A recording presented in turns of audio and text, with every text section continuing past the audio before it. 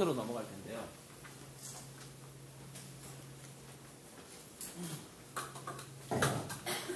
우리가 자녀교육 실천에 있어서의 기본은 15살 이전의 아이는 인간이 아니라 포유류다라고 생각하는 것이 첫 번째 기본입니다. 얘네들을 인간으로 보면 안 돼요. 내 말귀를 알아들을 거라고 착각을 하는 겁니다. 원래 인간은 15세 이전에 부모의 말귀를 못 알아듣습니다. 그걸 기본 전제로 하셔야 돼요. 그러면 성공합니다. 근데 얘 초등학교 학생하고 중학생이 이 엄마 아빠의 말귀를 알아들을 거라고 생각하잖아요. 그럼 실패 확률이 더 올라가요. 이게 전제 조건이에요. 이게 뭐냐면 어린아이들이 그림을 배울 때 낙서를 할 때 발달하는 순서인데 어린아이들이 낙서를 할 때 발달하는 순서하고 생명체가 진화하고 발달하는 순서가 같습니다. 그러니까 무슨 얘기냐면 아이들은 동물 단계를 1차적으로 거치고 나서 인간이 된다는 뜻이에요. 뱃속에서 수정란에서 10달 동안 있을 때도 마찬가지 발생 반복설이라고 그래요. 그걸 생물학에서요. 마찬가지 현상을 보이는데 그래서 자 15세 전까지는 동물이다. 그러면은 얘네들 어떻게 실천을만 좀 얘기를 해야 되니까요. 이겁니다. 이거하고 이것만 얘기하면 돼요. 지금 10분이면 할 수 있을 것 같습니다. 5가지예요. 핵심이. 키워드가 이겁니다. 광야, 동굴, 음식, 위기, 기련입니다. 이 5가지만 기억하면 돼요. 그리고 이 5가지가 저 5가지의 능력을 만들게 됩니다. 패턴을 인지한다는 것은 트렌드, 앞으로 잘 될 사업이 뭘까를 파악할 수 있는 것, 그거를 패턴인지라고 합니다. 패턴인지, 신미안은 뭐냐면은 멀리서 다가오는 기회가 아주 멀리서 다가올 때 그거를 저것이 기회다라고 알아보는 눈이 신미안입니다. 로맨스 열정, 그것이 기회인 걸 봤는데 어떻게 돼야 돼요? 열정이 없으면 어떻게 돼요? 가서 못 잡는 거예요. 그 기회를 못 잡아. 열정이 없으면 소용이 없는 거죠. 그 다음에 전략 기회. 자, 잡았어. 잡은 다음에 어떻게 해야 돼? 전략 기회. 경영을 해야 되잖아 이제. 그 다음에 만족지어는 뭐예요? 성과가 왜 이렇게 빨리 안 나는 거야? 성과가 기다릴 수 있어야 된다는 얘기죠. 근데 앞으로의 사회는 성과가 빨리 나오지 않는 사회입니다. 그러니까 70년대, 80년대 성장경제 시대에는 성과가 빨리 나와요. 근데 축소경제 시대에는 성과가 빨리 안 나옵니다. 그래서 학자들이 조사를 해봤어요. 골목에다가 조그만 커피숍을 차렸어요. 근데 이 사람은 너무나, 이 사장님이 나는 커피를 우리 주민들한테 최고급 커피를 가장 싸게 가장 정성 들여서 타는 게 나의 하나님이 내게 주신 참 소명이다 그러면서 너무 좋은 원두를 가지고 너무 맛있게 하는 거야. 근데 그 커피숍이 대로변에 이렇게 목이 좋은 데가 있는 건 아니에요. 왜냐면 돈이 많이 없어서 좀 약간 살짝 한두 블록 들어간 데다가 커피숍을 차렸어요. 그렇게 정성 들여서 커피를 파는 그 커피숍이 유명해지는데 걸리는 시간이 15년입니다. 15년이에요.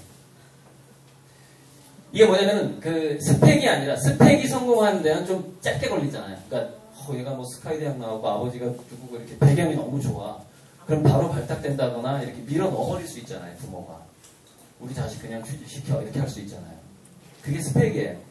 근데 스펙이 없는 사람들은 스토리로 승부를 해야 되는데 스토리라는 것 자체가 세상 사람들에게 알려지기 위해서는 내가 최선을 다해서 정성을 들였는데 15년이 걸리더라는 겁니다. 이걸 여러분들의 자녀가 견딜 수 있어야 됩니다. 15년간 마진이 생기지 않아도 견딜 수 있는 자녀로 길러야 된다 이거죠. 왜? 우리는 100억 이상의 돈이 없기 때문에. 서민이기 때문에. 물론 100억 이상 있는 사람이 있는 것 같아요. 자기는 서민 아니라고 지금 뭔가 지금 눈빛을 주는 것 같은데 제가 왜 100억을 얘기하냐면요. 10년 후에 기본 매몰 비용과 창업 비용이 약 50억까지 올라가게 됩니다. 지금 그러니까 창업 비용이라는 건 매몰 비용이라는 건 뭐냐면요.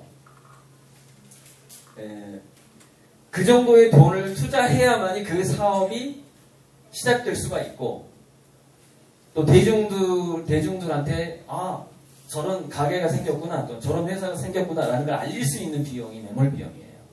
처음으로 스타트할 수 있는 비용이. 그게 2000년쯤에 5억 정도가 있어야만이 망하지 않는 어떤 사업을 할 수 있었습니다. 5억.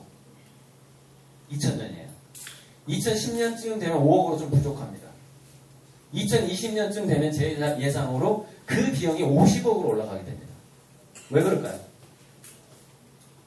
대기업들이 먹고 살만한 게 사라지기 시작했어요. 우리나라의 현대자동차를 가장 위협하는 미국의 자동차 회사가 있습니다. 테슬라라는 회사예요. 전기자동차 회사. 삼성을 누가 가장 위협하고 있을까요? 미국의 구글이라는 기업이 맘만 먹으면요. 삼성을 망하게 할 수 있습니다. 삼성 휴대폰의 그 OS가 구글 거예요. 그리고 구글도 지금 2만원짜리 휴대폰을 생산했거나 하고 있습니다. 삼성의 주력 제품을 가장 싸게 작년인가 구글 OS를 가지고 삼성 디자인팀하고 그 연구팀에서 구글 OS를 우리 삼성 체질에 맞게 좀 연구 좀 해서 한국인들한테 맞게 좀 이렇게 조작 좀 할게. 그게 작년까지 허락이 됐었어요. 그게 특허권이라는 겁니다. 특허권자가 야 그거 건드리지 마. 그럼 못 건드리는 거예요. 작년에 구글이 삼성한테 건드리지 말라고 그랬습니다. 무슨 얘기일까요? 니네들은 머리를 쓰지 말라 이겁니다. 삼성이 머리를 쓰지 못하는 조치를 구글이 벌써 시작했다 이거예요.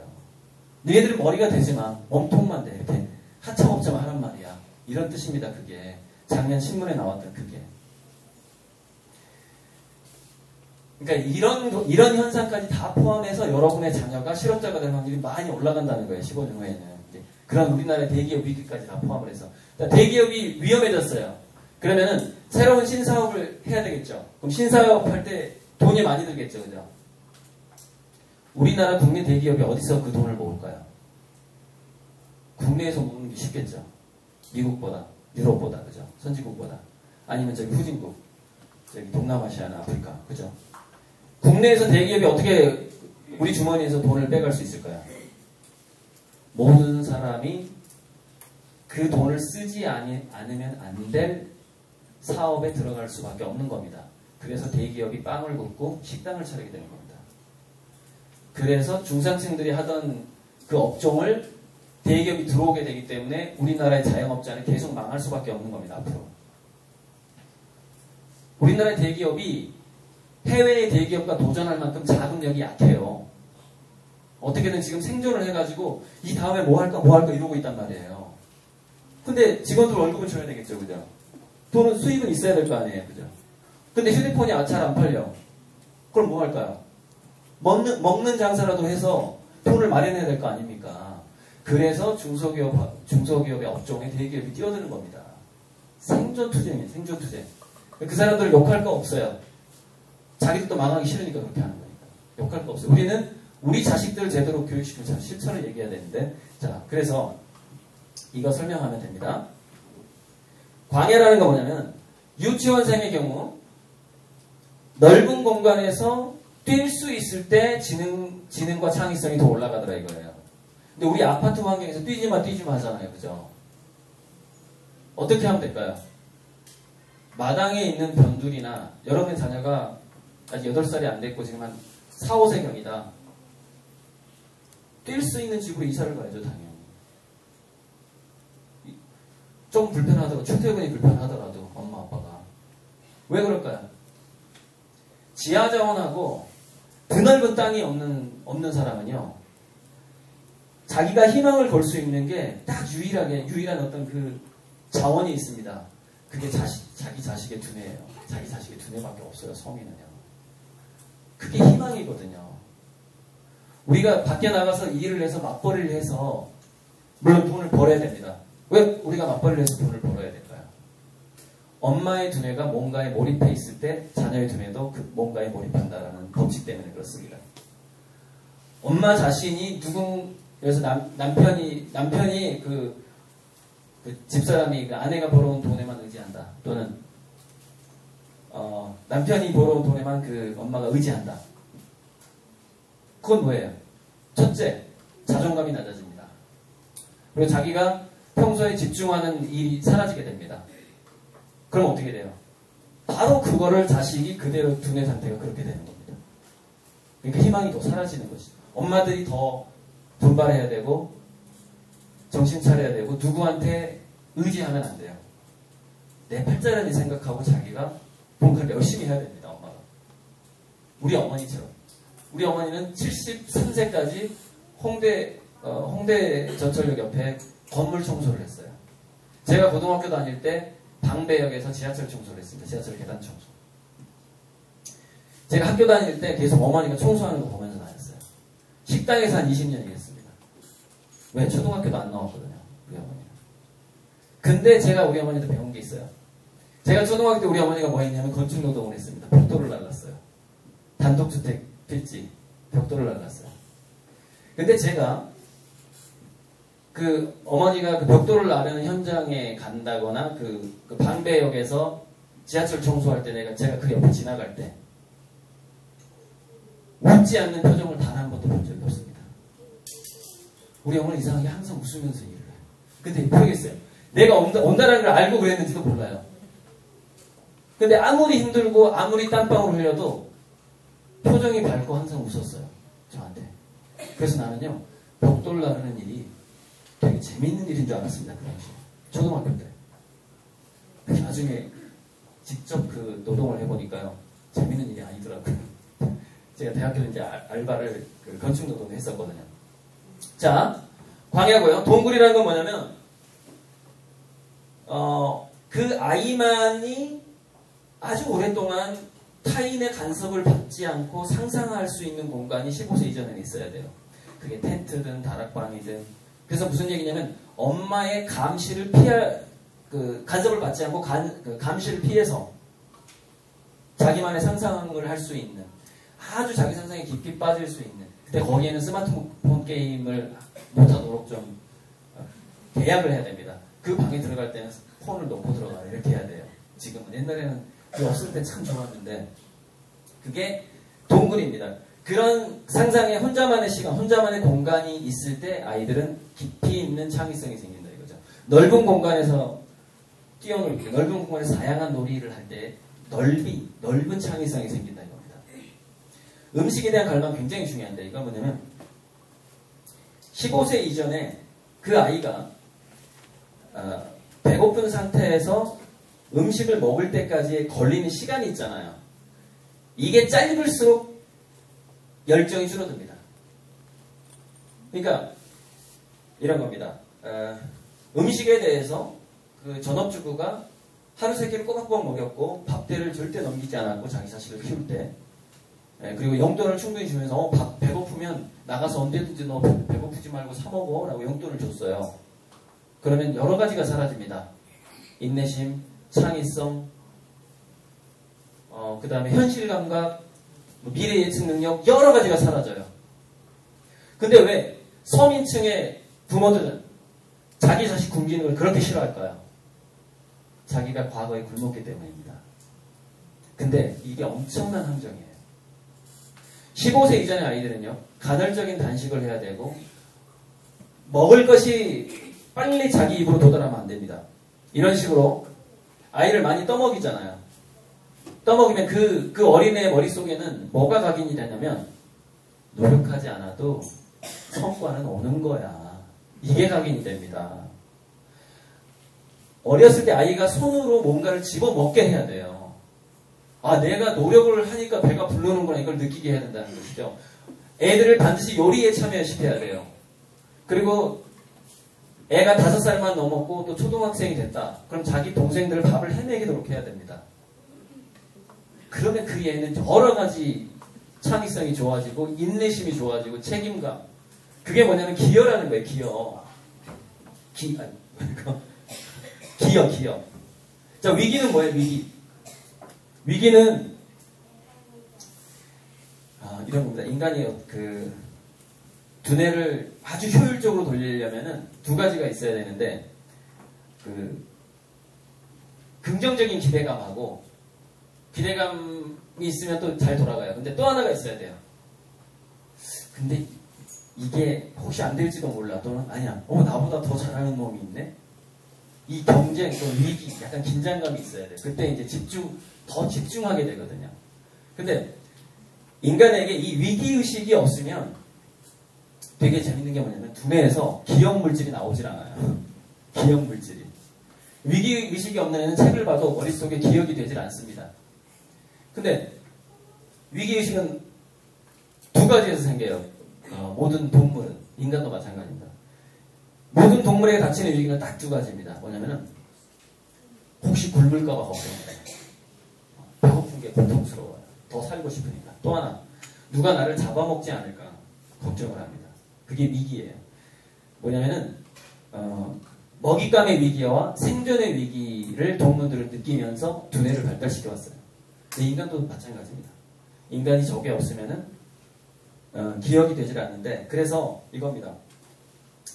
이런 걸 하지 말라는 거예요. 뭐냐면은 너는 엄마가 이렇게 열심히 일을 해서 돈 벌잖아. 너는 학생이잖아. 네 본분 학생이잖아. 그러니까 공부를 해야지. 이러면 안 돼요. 망쳐요. 어떻게 해야 되냐면 일단 가난한 척 해야 됩니다. 가난한 척 한 다음에, 야, 주말에 너가 엄마 아빠를 좀 도와줘야 우리 집이 굴러간단 말이야. 야, 중간고사 그건 네 사정이고 이번 주에는 엄마 아빠 무조건 도와줘야 돼. 그러고서 막 애가 이제 올 거 아니에요. 그 어떤 현장이나 어떤 직업이든 또 부업이나 아르바이트든 간에 그때 어떤 모습을 보여드냐면은 우리 어머니처럼 밝고 긍정적인 모습으로 땀을 흘리면서 엄마 아빠가 열심히 일을 하는 겁니다. 근데 애는 이제 좀 힘들면 쉬기도 하겠죠. 그래서 긍정적으로 노력하는 모습을 바로 그 일터에서 아이한테 보여줬을 때 아이는 이 두 가지를 느끼게 됩니다. 위기와 기회를 동시에 느끼게 되죠. 이거 두 개가 결합된 게 뭐냐면은, 근데 저게 또 연령대가 있어요. 10살부터 15세 사이에 하는 게 제일 좋아요. 왜냐면 10살쯤 되면 어른들의 일을 도와줄 수가 있거든요. 초등학교 5학년 때부터 중학교 때까지. 여러분, 스티브 잡스를 키운 게 그 사람이 타고났다고 생각을 하는데요. 스티브 잡스 아버지가 뭐 이렇게 수리하고 무슨 기계공이었어요. 맨날 스티브 잡스가 자기 아버지 도와줬습니다. 근데 아버지가 뭐였어요? 계부였잖아요. 입양했잖아요, 입양. 근데 이게 뭐냐면은, 자기 자식을 지나치게 걱정하게 되면은 그 자식이 위기와 기회를 맛보는 것을 방해하게 됩니다. 선생님 지금 오버하면 안 되죠? 시간 어떻게 되죠? 끊어야 되죠? 5분 내로? 아니, 괜찮아요? 40분? 마무리할까요? 네. 자, 그래서 일단 기본적인 건 제가 말씀드렸는데, 그래서 자, 다시 한번 리마인드를 하고 마칠게요. 태교에서부터는 얘기하지 않겠습니다. 지금 한 유치원쯤 됐을 테니까. 유치원쯤 됐을 때 5살 이후가 되면은요, 시장 보는 것부터 밥 먹을 때 그 식탁에 올라가 있는 음식에 자기 자식의 노력이 반드시 들어가게 해야 됩니다. 그게 미래에 이제 자기 자식을 미래 사회 새로운 직업들이 생길 때 그것을 잡고 견디고 하는 힘을 기본적으로 만들게 돼요. 지금은 그 영어 수학 공부를 한다고 해서 그렇게 성공이 보장되지 않는 시대이기 때문에 그런데, 초등학교 때까지는 영어 수학보다는 더 중요한 게 한자 공부예요. 한자 공부가 더 중요하고요. 그래서 한자 공부는 유치원 때부터 하는 게 좋고요. 그래야지 그 아이가 스토리를 만드는 능력이 생깁니다. 영어 단어보다는 한자를 배우는 게 초등학교 때 유리해요. 중학교 때는 어쨌건 육체가 성장을 했으니까 그것이 꼭 아이들과 같이 봉사활동을 하든지 또는 일을 하든지 해서 돈을 벌거나 아니면 보람을 벌어야 돼요. 근데 그걸 함께 해야 됩니다. 애랑. 근데 그 함께하는 현장에 항상 그 아이는 배고픔을 느껴야 됩니다. 배고픔을 느끼는 시간을 길게 줄수록 아이들은 인내심이 좋아하고 갈망이 커져요. 열정이 생겨요. 뭔가 도전하게 했을 때 확 잡는 열정이 생긴다 이겁니다. 과잉보호를 받았던 자람들의 또 단점이 뭐냐면, 그러니까 배고파 보지 않았던 사람들의 단점은 뭐냐면 미래 예지 능력하고 판단력이 약해져요.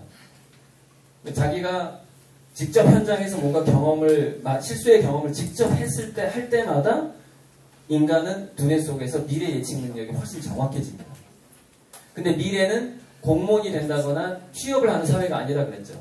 새로 뭔가가 생길 일자리를 먼저 잡아야 되는 시대라고 그랬죠. 그렇기 때문에 아이들이 지금은 과잉보호를 받으면 안 되는 거예요. 예측을 하고 잡아야 되고 견뎌야 되고 거기서 노력을 해야 되기 때문에 그렇습니다. 어쨌건 시간이 짧아서 너무 죄송합니다. 이걸로 일단 강의를 마치겠습니다.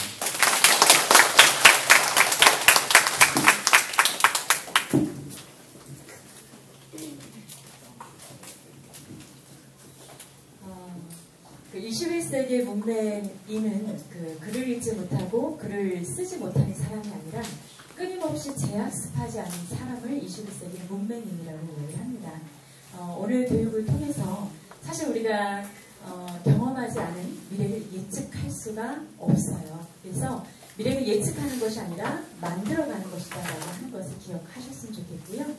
우리 자녀뿐만 아니라 우리 이 자리에 계시는 어머님, 아버님께서도 미래를 멋있게 창조할 수 있는 그런 가능성 있는 존재라는 것을 꼭 기억하시고 오늘 교육을 통해서 조금 더 미래에 대해서 진지함을 좀 가셨던 것 같고 뒤에서 보니까 메모도 하시면서 너무 경청을 잘 해주신 것 같습니다.